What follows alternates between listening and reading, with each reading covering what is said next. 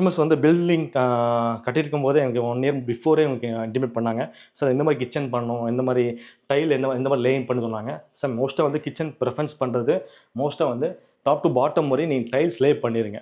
ஏன்னா அப்போ தான் வந்து எங்கேயுமே வந்து அந்த குக் பண்ணும்போது அந்த எண்ணெய் பிசு அதெல்லாம் ஆகாமல் இருக்கும்போது ஈஸியாக நம்ம வைப் பண்ணி க்ளீன் பண்ணுறதுக்கு ஈஸியாக இருக்கும். ஏன்னா வீட்டுக்குள்ளேயே எங்கே அதிகமாக கரை ஆகுதுன்னா அந்த கிச்சன் தான். அந்த கிச்சனுக்கு வேண்டி நம்ம டோட்டலாக பில்டிங் பெயிண்ட் பண்ணுற ஆப்ஷன் வந்துருங்க. ஸோ அதனால் வந்து மோஸ்ட்டாக கிச்சன் ரூம் மட்டும் ஃபுல் டைல் வால் டைல் ஒட்டிடுங்க. ஃப்ளோரிங்கே லைட் கலர் போகும்போதே உங்கள் கிச்சன் ரொம்ப பிரைட்டாக இருக்குங்க. டார்க் கலர் போக வேண்டாங்க. அது போக அந்த கிச்சன் வந்து இந்த சிங்க் வந்து ஒன் டைம் இன்ஸ்டால் பண்ணுறோம். அந்த சிங்க் கரெக்டான பிராண்டாக சூஸ் பண்ணி உங்களுக்கு ஈஸியாக அந்த 10 இன்ச்சா 12 இன்ச்சா டெப்த் எடுத்து பார்த்து அது பண்ணிக்கோங்க.